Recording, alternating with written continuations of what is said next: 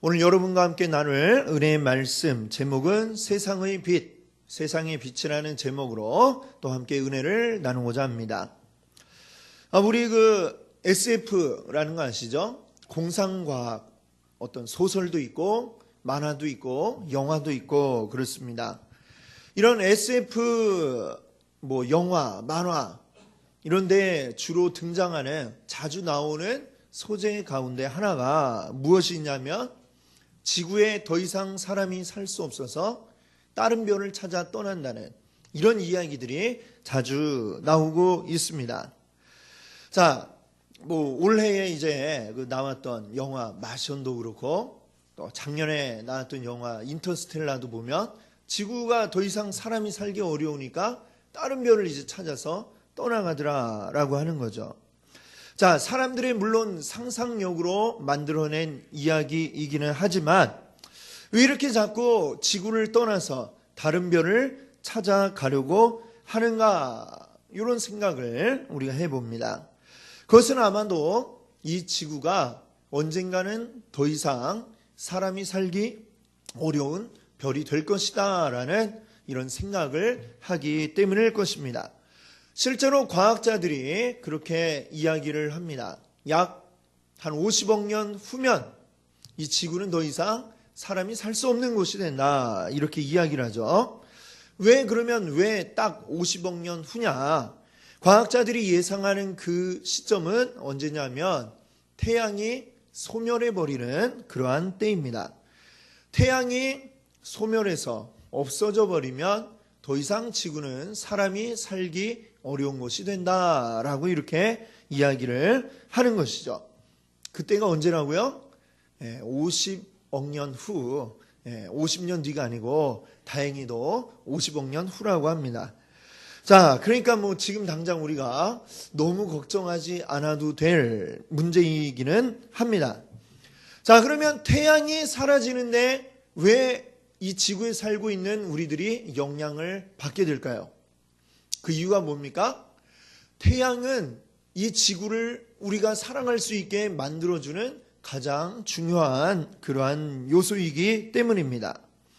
태양은 지금도 보면 어때요? 이글이글 불타오르면서 그 빛을 우리에게 이제 보내주고 있습니다.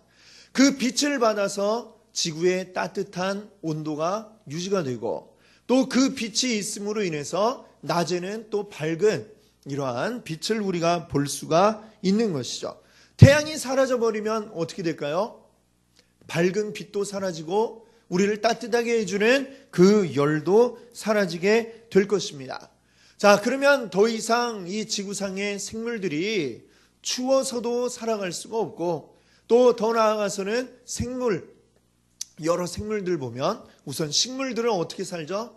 빛을 받아서 광합성을 해서 살아가게 되는데 더 이상 빛을 받을 수가 없으니까 광합성을 할 수가 없고 많은 식물이 죽겠죠. 그럼 그 식물을 먹는 동물이 또 죽을 것이고 그 동물들을 먹는 또 상 위에 있는 동물들도 죽고 맨 꼭대기에 있는 인류도 더 이상 살아갈 수 없는 환경이 될 수밖에 없는 것입니다. 빛이 없는 것이 그렇게 우리에게 큰 영향을, 우리가 더 이상 살 수 없을 정도의 큰 영향을 미치게 되는 것이죠. 오늘 본문 말씀, 우리가 읽었던 말씀을 보니까 우리 예수님이 자신을 뭐라고 이야기하십니까? 나는 세상의 빛이다, 이렇게 말씀하십니다.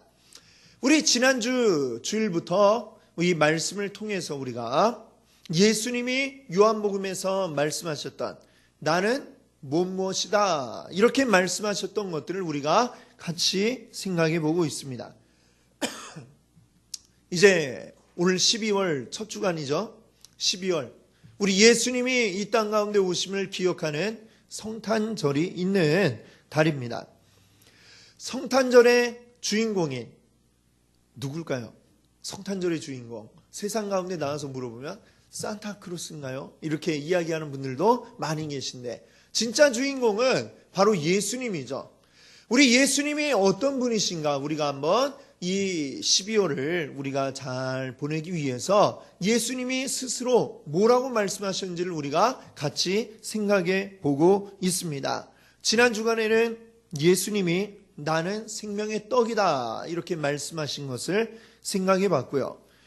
오늘은 예수님이 나는 세상의 빛이다 이렇게 말씀하신 것을 우리가 함께 생각해 보려고 합니다. 자, 그럼 예수님은 왜 내가 세상의 빛이다 말씀하셨을까요? 자, 이 말씀을 어떤 상황에서 하셨는가라는 것을 우리가 한번 그 배경을 안다면 조금 더 잘 이해할 수 있을 것 같습니다. 먼저 우리가 읽은 본문 앞에 요한복음 8장에 어떤 이야기가 나오고 있느냐? 8장 2절을 보니까 예수님께서 아침에 예루살렘 성전에 들어오셨다 이렇게 이야기합니다. 그리고 예수님의 말씀을 듣기 위해 많은 사람들이 예수님 주변에 모여들었고, 그리고 그들에게 예수님은 말씀을 전하셨죠. 자, 그때에 서기관과 바리새인들이 한 여인을 데리고 예수님 앞에 오게 됩니다. 오늘 이 성경 말씀을 보니까요, 3절에 그 여인은 어떤 여인이냐? 음행 중에 잡힌 여자라고 이렇게 이야기를 하고 있습니다.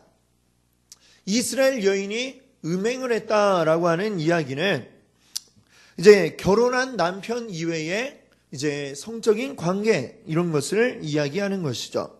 자, 결혼한 여성 또 결혼하지 않은 여성 모두에게 다 해당이 될 수 있는 그러한 죄가 되겠습니다.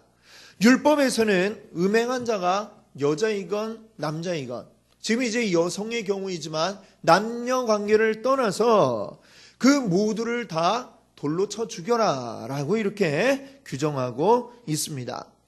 오늘날의 기준으로, 법의 기준으로 생각해 보면은 굉장히 심하다, 처벌이 너무 엄격한 거 아니냐 이렇게 이야기할 법도 하죠.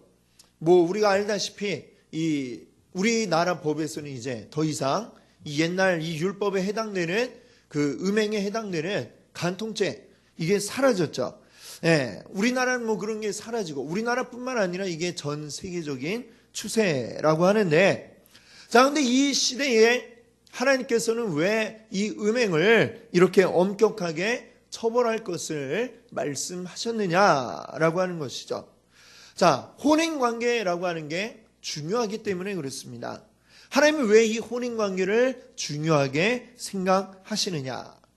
사람이 이 땅 가운데 생겨난 후에 제일 먼저 나타난 사람 사이의 관계가 바로 이 혼인관계인 것이죠. 성경이 이야기하고 있는 아담과 하와, 이 두 사람이 제일 먼저 생겨난 인류의 조상인데, 이 두 사람의 관계가 혼인 관계로 이루어졌고, 혼인을 통해서 이 두 사람이 한 가정을 이루었다라고 하는 것입니다. 자, 그리고 그들이 한 가정을 이루는 이러한 혼인 관계는 그냥 그 둘이 뭐 좋아서 눈이 맞아서 이루어진 것이 아니라 이것은 하나님의 뜻에 이루어진 그러한 관계임을 우리가 알아야 하겠습니다. 하나님이 아담을 먼저 만드시고 그 다음에 하와를 만드셨죠. 그때 하나님이 하와를 만드시면서 뭐라고 말씀하셨냐 하면, 사람이 혼자 사는 것이 좋지 아니하니 내가 그를 위하여 돕는 배필을 지으리라 이렇게 말씀하셨습니다. 마지막에 뭐라고요? 돕는 배필을 지으리라. 자, 이것은 뭐냐? 한 사람이 또 한 사람을 만났을 때에 사람은 완벽하지가 않다는 거죠. 서로에게 도움이 되는 관계로 돕고 보살펴주는 이러한 사랑의 관계를 맺어 갈 것을 하나님이 계획하셨던 것입니다. 자, 그리고 창세기 2장 24절에서는 또 이렇게 말씀하고 있습니다. 이러므로 남자가 부모를 떠나 그의 아내와 합하여 둘이 한 몸을 이룰지로다. 둘이 하나가 되어서 함께 가정을 이루고 그 안에서 하나 되게 하신 하나님을 기억하면서 한 뜻으로 살아갈 것을 하나님이 명령하셨습니다. 자, 그런데 음행, 간음이라고 하는 것은 무엇입니까? 하나님이 맺어주신 이 언약의 관계를 깨버리는 것이죠. 그것은 결국 하나님의 뜻을 거부하는 것이고 또 하나님의 창조 원리를 거부하는 그러한 행동이 되는 것입니다. 또 성경은 종종 하나님과 우리 사람의 관계를 이 혼인 관계에 비유하고 있습니다. 하나님을 신랑으로 그리고 우리 백성들을 바로 신부로 이렇게 비유하면서 하나님에게서 떠나가는 그것을 뭐라고 이야기하냐면 바로 이것은 영적인 음행이다라고 이렇게 말씀하고 있는 것이죠. 그렇기 때문에 하나님은 이 음행에 대해서는 굉장히 아주 심각한 죄로 그렇게 하나님이 생각하시고 강력한 처벌을 하도록 하나님이 말씀하신 것입니다. 자, 근데 오늘 본문 3절에 보니까 8장 3절에 보니까요. 지금 예수님 앞에 끌려온 이 여인은 어떤 여인이냐? 음행 중에 잡힌 여자라고 했습니다. 자, 즉 달리 얘기하면 현장범이죠. 현장범. 음행을 저지르는 현장에서 잡혀가지고 지금 끌려왔다라고 하는 것입니다. 자, 근데 이런 율법에서는 뭐라고 이야기를 하고 있냐면 음행한 사람은 성문 앞으로 끌고 와서 거기에서 돌로 쳐라라고 율법은 이야기를 하죠. 자, 과거의 모든 성들이 보면 대개 구조가 어떠하냐면은 성문이 있으면 그 성문 앞에는 대부분 이렇게 광장이 이제 형성이 됩니다. 사람들이 오고 가면서 거기에 많이 모일 수 있는 광장이 그 성문 앞에 만들어지게 되죠. 사람들이 많이 모이는 곳으로 끌고 와서 돌로 쳐라라고 이야기를 했죠. 자, 그런데 지금 이 여인을 데리고 온 서기관과 바리새인들, 그들은 이 여인을 성문으로 끌고 간 것이 아니고 성전으로 끌고 왔습니다. 하나님을 예배하는 곳, 하나님 앞에 예배하는 이 성전으로 끌고 왔다는 것이죠. 자, 전혀 지금 방향이 다릅니다. 그러면 이 서기관 바리새인들은 왜 그 여인을 성전으로 데리고 왔는가라고 하는 것이죠. 그 이유는 무엇일까요? 자, 그 이유는 예수님을 곤란하게 만들고자 하는 계획이 있었던 것이죠. 음행한 여인을 돌로 쳐 죽이도록 한 이 법은 바로 유대의 율법입니다. 유대인들이 지키고 따르는 율법이죠. 그러면 그 시대에 이 유대를 지배하고 있는 곳은 어디입니까? 로마죠. 그럼 로마의 법에는 어떻게 되어 있느냐? 로마 법은 이 음행을 그렇게 심각한 죄로 보지 않고 이 음행에 대해서 어떤 처벌을 따로 규정해 놓고 있지를 않았습니다. 그러니까 만약에 예수님께서 이 여인을 돌로 쳐라라고 한다면 그것은 어떻게 됩니까? 유대 법에는 맞지만 로마 법에는 맞지를 않는 것이죠. 그럼 예수님이 만약에 이 여인을 그냥 풀어주시오라고 이렇게 얘기하면 어떻게 될까요?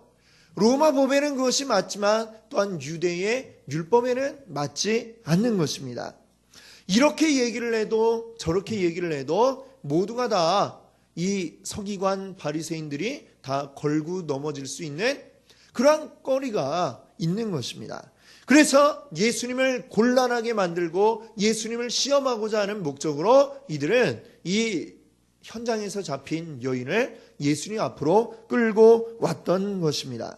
자, 서기관과 바리새인들, 이제는 예수님 한번 크게 한 방 먹일 수 있겠지 생각을 하고 이제 끌고 왔습니다. 자, 어떻게 되겠습니까? 예수님께 물어봤습니다. 거기에 대해서 예수님은 어떻게 대답을 하셨을까요?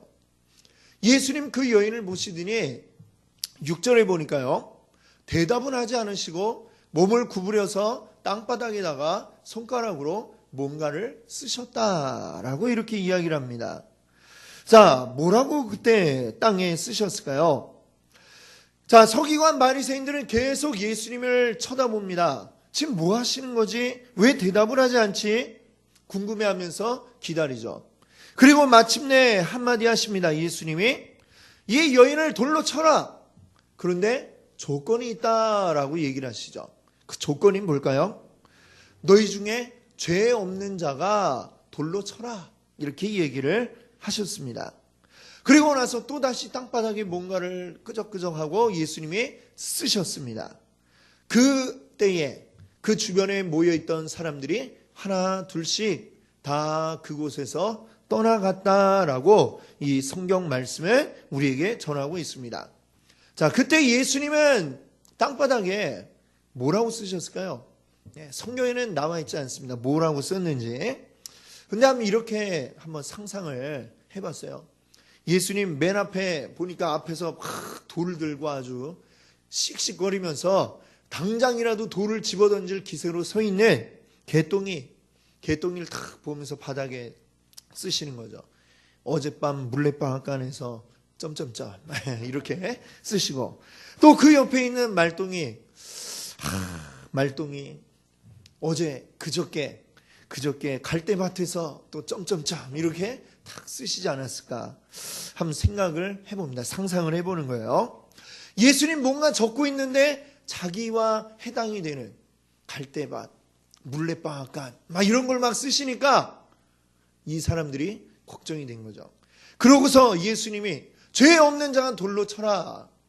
그 순간 누가 한 사람, 죄 없다라고 자신 있게 얘기할 수 있는 자가 아무도 없었던 것이죠. 그래서 그들은 하나 둘씩 돌을 놓고 그 자리를 떠나갔던 것입니다.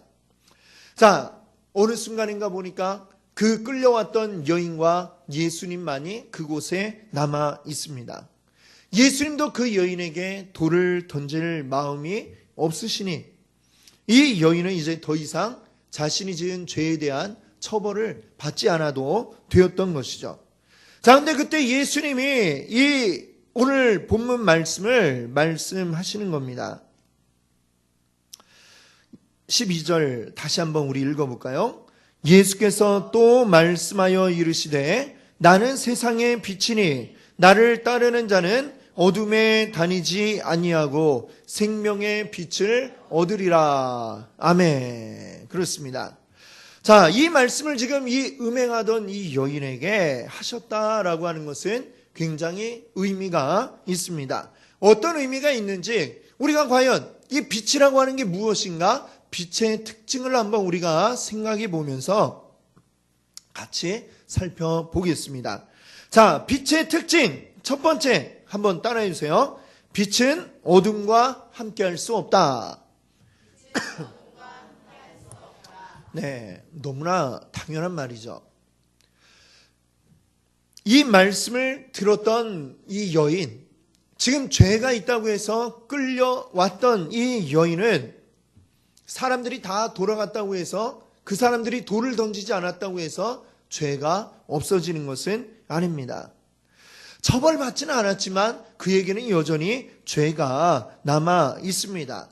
지금 예수님은 그 점을 분명히 말씀하고 계신 것이죠.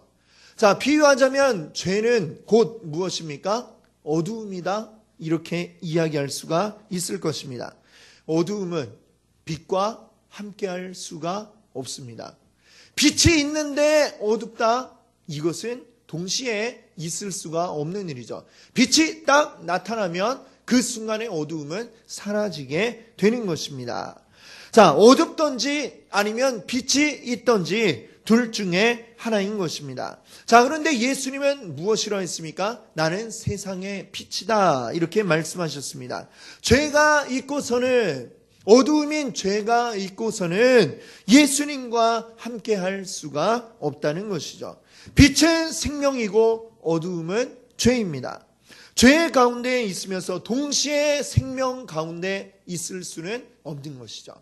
이 세상에는 양다리가 통할지 모르겠지만 하나님 앞에서는 양다리가 통할 수 없는 것입니다.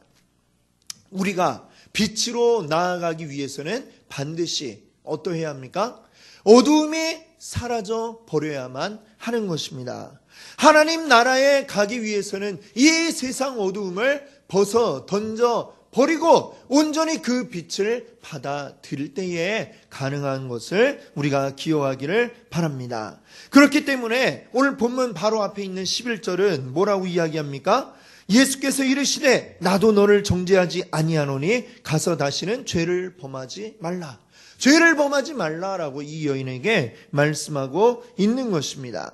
자, 예수님의 은혜로 돌 맞아 죽을 위기를 넘긴 이 여인, 지금 이제 목숨을 건졌지만 이 목숨 건진 걸로 그의 인생이 다 끝나는 것이 아니라는 것이죠. 거기에 만족하고 살아가서는 안 된다는 것입니다. 또다시 죄의 길로 그가 달려가며 언제 또다시 그 여인이 돌에 맞아 죽을 위험에 빠질지 알 수가 없는 것이죠. 다시 어두움을 향해 가지 말고, 다시 죄 짓는 자리에 가지 말고 빛으로 나아가라. 빛을 너희 안에 품으라 라고 말씀하고 있는 것입니다. 그래서 데살로니가전서 5장 22절에서 바울은 이렇게 말씀합니다. 악은 어떤 모양이라도 버려라. 같이 한번 읽어볼까요? 악은 어떤 모양이라도 버려라. 아멘.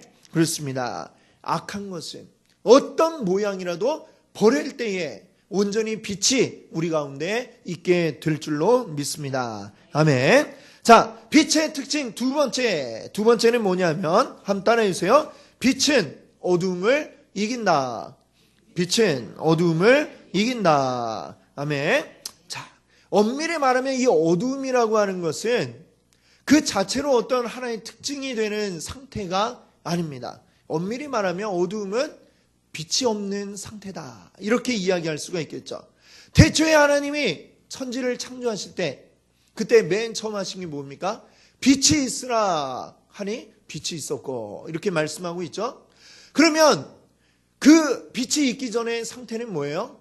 어두움이죠. 근데 어두움이 뭔가 능력이 있어서 하나님 말씀하기 전에 이미 있었던 뭔가이냐? 그렇게 우리가 볼 수가 없는 거죠. 다만 빛이 없는 상태가 어두움의 상태였을 뿐입니다. 그럼 빛은 우리 가운데 나타날 때에 어두움은 어떻게 됩니까? 빛이 있으면 어두움은 사라지게 되는 것이 이 세상의 원리인 것입니다. 자, 여러분, 빛은 항상 어두움을 이기게 되어 있습니다.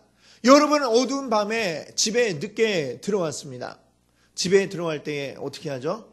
먼저 대문에, 요즘 대부분 이렇게 버튼을 누르고 들어가죠.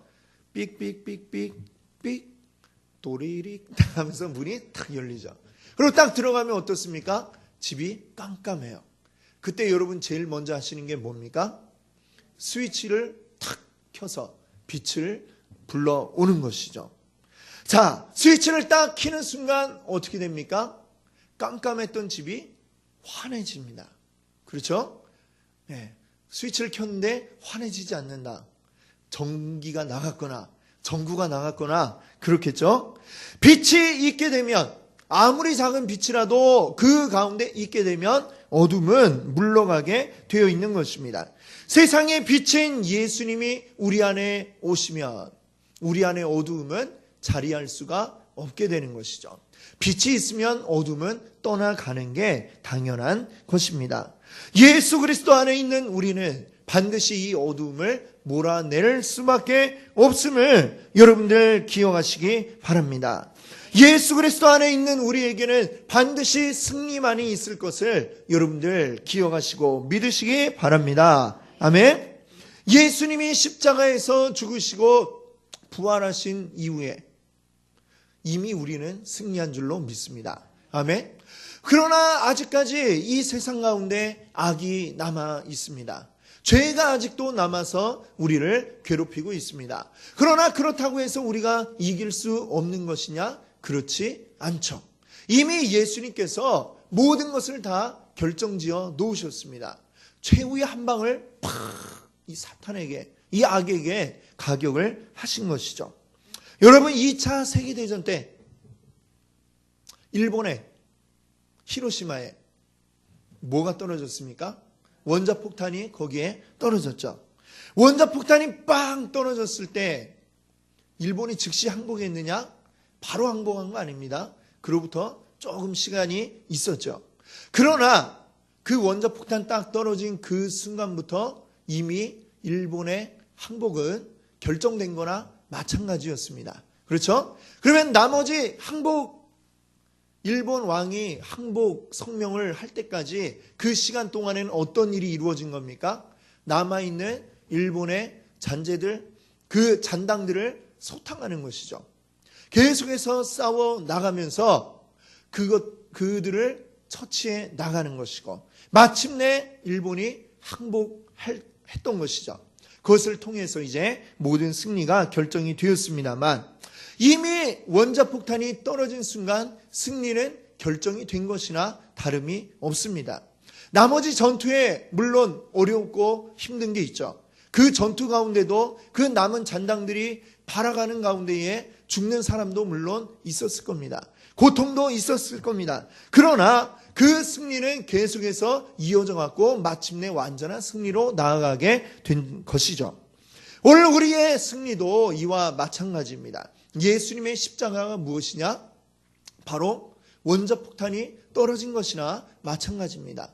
우리를 괴롭히는 그 모든 악으로부터 예수님이 원자폭탄을 투하해서 이제 승리의 기세를 잡은 것이죠. 승리는 이미 정해진 것이고 우리는 지금 남은 잔당들을 소탕하는 이러한 싸움을 하고 있는 것과 다름이 없다는 것입니다. 사탄의 그 공격을 우리가 두려워할 필요가 없습니다. 왜요? 이미 우리는 결과를 알고 있기 때문입니다. 우리가 이긴다 결과를 알고 있고 우리는 지금 싸우고 있는 것이죠. 결과를 다 알고 있는데 우리가 무엇을 두려워하겠습니까?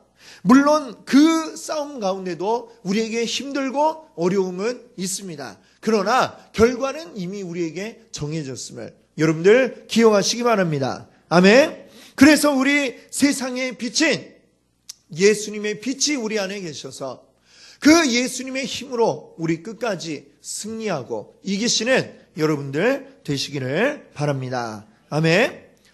자, 빛의 특징 세 번째 같이 한번 따라해주세요. 빛은 드러난다. 네, 빛은 드러납니다.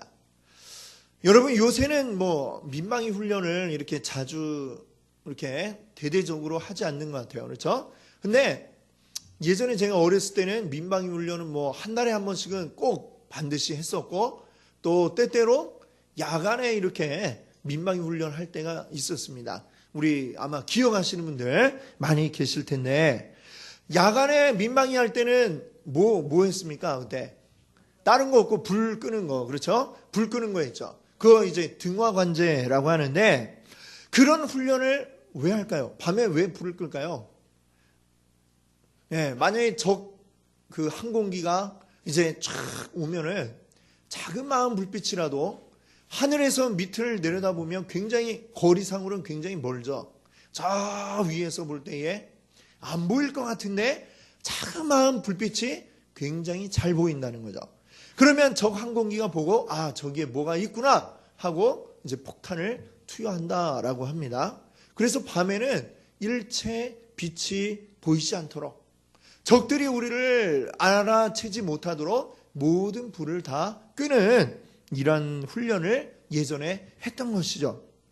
자, 빛은 작은 빛이라 하더라도 굉장히 멀리까지 그 빛이 뻗어나간다라는 것을 우리가 알 수가 있습니다. 빛은 여기에 작은 전구를 켰다라고 한다면 여기에서만 딱 밝고 끝나는 게 아니라 이 빛이 굉장히 멀리에까지도 다 보여진다라고 하는 것입니다. 오늘 본문 말씀에 예수님이 자신을 뭐라고 하십니까? 나는 세상의 빛이라 라고 하신 후에 이렇게 말씀하죠. 나를 따르는 자는 어둠에 다니지 아니하고 생명의 빛을 얻으리라. 세상의 빛인 예수 그리스도를 우리 마음에 품은 자들은 우리도 어떻게 된다는 거예요? 우리도 또한 빛이 되었다라고 이야기하고 있는 것입니다. 빛을 가진 자가 되었습니다. 생명의 빛을 가진 자가 되었습니다. 생명의 빛이 우리 안에 있으면 이 빛이 드러날까요? 안 드러날까요? 빛이 드러나게 되어 있는 것입니다. 빛을 가졌기 때문에 이것은 내 의지와 상관없이 빛이 막 새어나가고 드러나서 보여지게 되어 있는 것이죠. 마태복음 5장 14절에 보면 예수님이 제자들에게 이렇게 말씀합니다. 너희는 세상의 빛이라. 너희는 세상의 빛이라.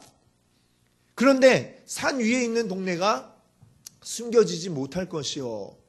갑자기 빛이라고 해놓고 산 위의 동네가 이게 무슨 얘기입니까?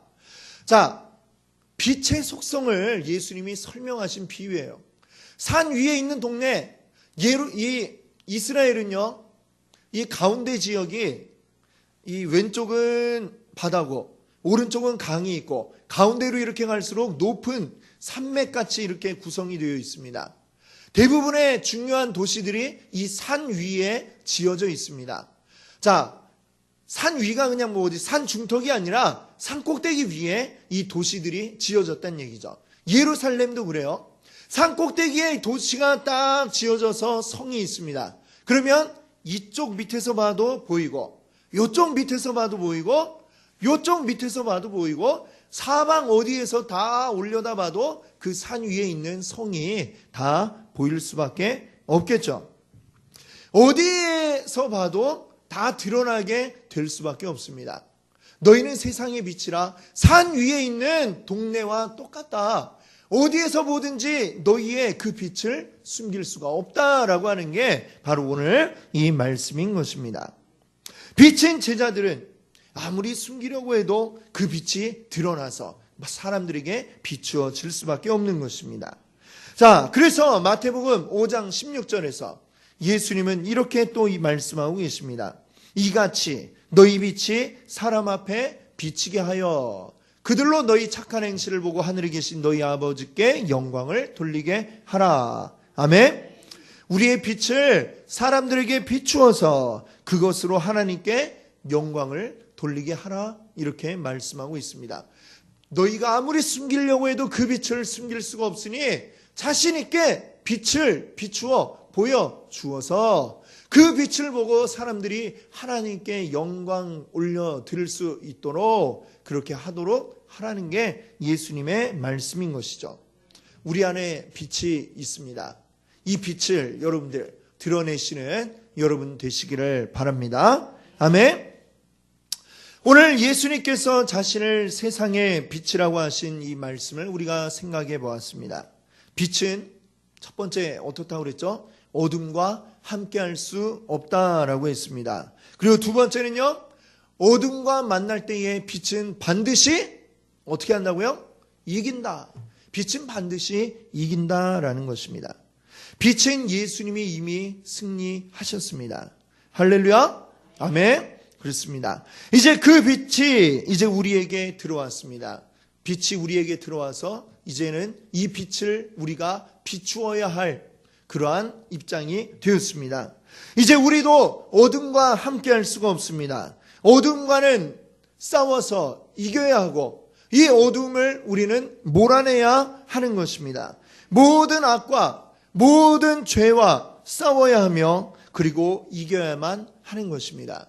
그 책임이 하나님의 자녀된 우리들에게 있는 줄 믿습니다. 아멘.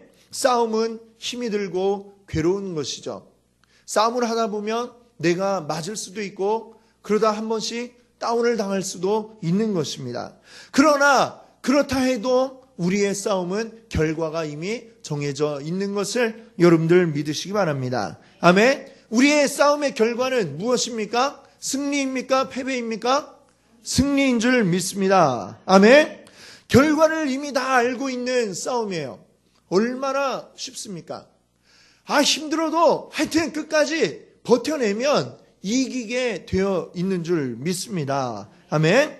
주님이 다시 우리 가운데 오실 그 날, 완전한 승리의 그 날이 올 때까지 계속해서 여러분 어둠을 몰아내시고 승리하시는 여러분들 되시기 바랍니다. 아멘. 기도하겠습니다.